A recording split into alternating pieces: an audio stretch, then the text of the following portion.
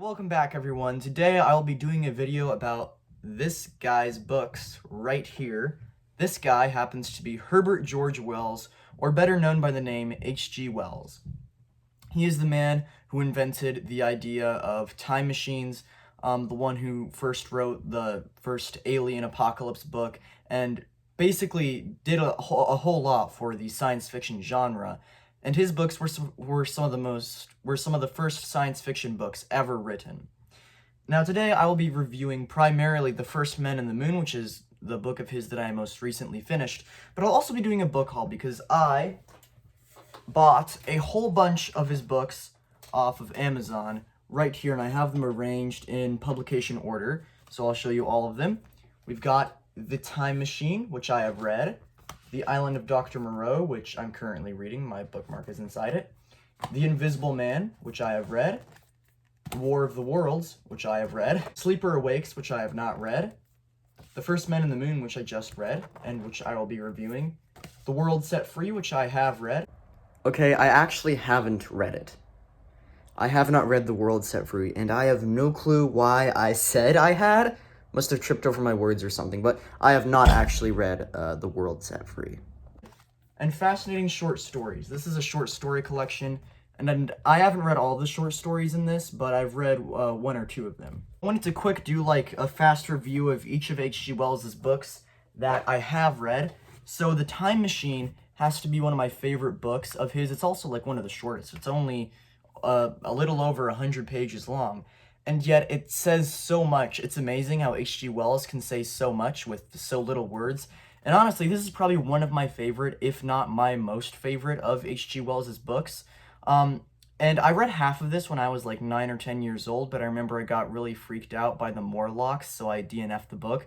But then I picked it up a few years later and really enjoyed it. And I have to say, this is probably one of my favorite H.G. Wells books. It's a brilliant story. And then, yeah, I'm currently reading The Island of Dr. Moreau.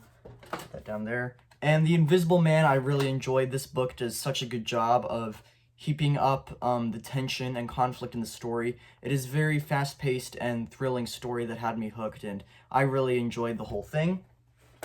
And then The War of the Worlds. This was my first H.G. Wells book that I read when I was maybe 11 or 12 years old, and I really, really did enjoy it. Although the ending of the book didn't ruin the whole book. Like, it was still a really good book, but I think the ending was a very, very weak ending. It was not the best ending to the story at all. So I think The War of the Worlds was an amazing book, except for the ending.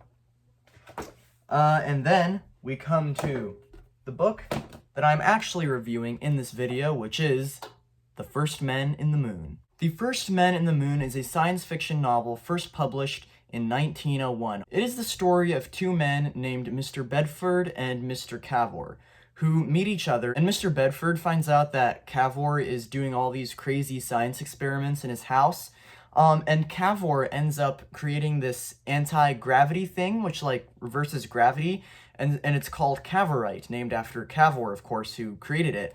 And then he and Mr. Bedford build a spaceship. Well, they don't call it a spaceship. It's like a big round sphere that they go inside with windows and curtains and everything, and they have everything they need in it. So it's basically a spaceship, only smaller. And they use Cavorite, the anti-gravitational force, to blast themselves off of the Earth, and they go into space. And the moon's gravity pulls them right onto the moon. And there they encounter many strange things on the moon.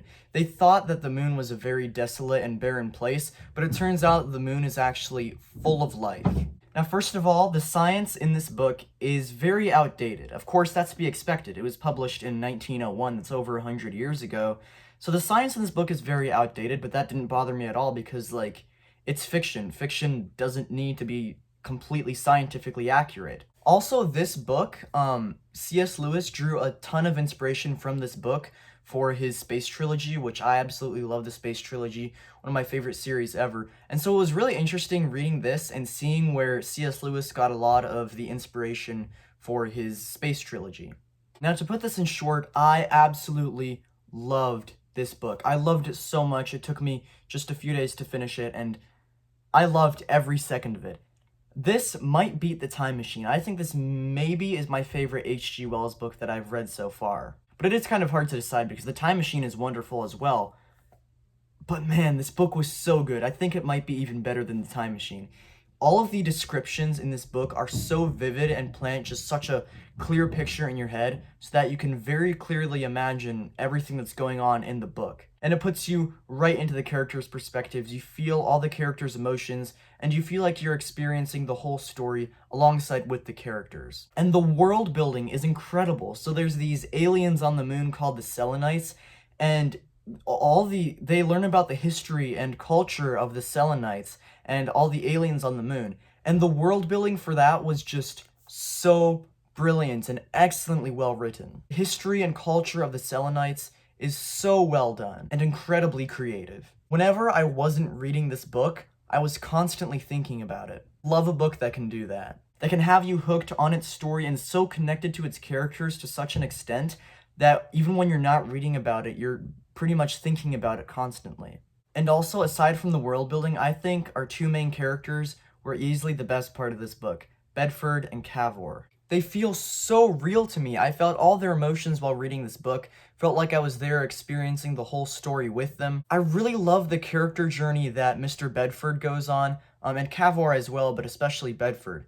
His whole character arc and journey is just so excellently well built up, excellently crafted. Just everything about it is amazing. And it's amazing to see what these two characters learn from each other throughout their friendship. Their friendship kind of reminds me of Sam and Frodo. They are very, very loyal to each other, and they learn a lot from each other in the end as well. And they both go on very memorable character arcs as well. It's also fascinating to see how this book inspired C.S. Lewis. And another thing is H.G. Wells' prose. His prose is absolutely amazing. It is kind of reminiscent of the prose of Edgar Allan Poe and Charles Dickens, only it's not as long-winded as Charles Dickens. He doesn't ramble on and on forever. Like Charles Dickens can sometimes ramble a lot in his books, and sometimes the prose and writing style of Charles Dickens and Edgar Allan Poe is a bit hard to follow. But despite the fact that H.G. Wells's prose is similar to Charles Dickens, it is very much more readable and to the point. I think that H.G. Wells is a master of saying more with less, because all of his books are, like pretty short to average size books. They're only about 200 pages each. But he manages to pack so much detail into them that it is just incredible. His writing style is so beautiful to read. It's basically like Charles Dickens' writing style, but if it was easier to understand and a bit more to the point. And all of his books are really fast-paced and enjoyable reads as well, and especially this one. The characters in The First Man in the Moon were the most memorable out of any of H.G. Wells' books that I have read so far. And after reading this, I definitely want to read everything that H.G. Wells ever wrote. Although that might take a while because he's written like 70 or 80 short stories and a whole ton of novels, like probably over 50 books. 10 out of 10. The character journeys are incredible. Everything about this book is amazing. The plot, the world building, the characters, the prose, the dialogue. Honestly, there's not a single flaw in this book. I absolutely loved it, and I would highly recommend it. And it was also so fascinating to see all the parts that it's very clear that C.S. Lewis took a lot of inspiration from this book, and it was so fascinating to see where C.S. Lewis got some of his inspiration from as well. So I would highly recommend this book. It is amazing. Please read it. It's just incredible. And I happen to be currently reading... Where is it? Oh yeah, it's right here. I happen to be currently reading The Island of Dr. Moreau. Now, I am only 22 pages into this, but already so much has happened. I'm so connected to the characters. The plot is moving at such a fast pace. And already, I'm so captivated by the characters and the story. H.G. Wells just hooked me immediately, and even though I'm only 22 pages into this book, I am loving it so much so far. I need to read everything H.G. Wells has written. I have a feeling The Island of Dr. Moreau might be another amazing book, because already, even though I'm only 20 pages in, such a captivating story, such good characters, and I'm loving this book so much right now. So that is basically my review for The First Man in the Moon by H.G. Wells. I highly recommend you read it. and all of H.G. Wells' books. All of H.G. Wells' books that I've read have been incredible. And his short stories are pretty good too, but I like his novels a lot better. H.G. Wells is really the father of science fiction. Some people say that the first science fiction book was Frankenstein, but I don't think Frankenstein is science fiction. It's much more of a philosophical work.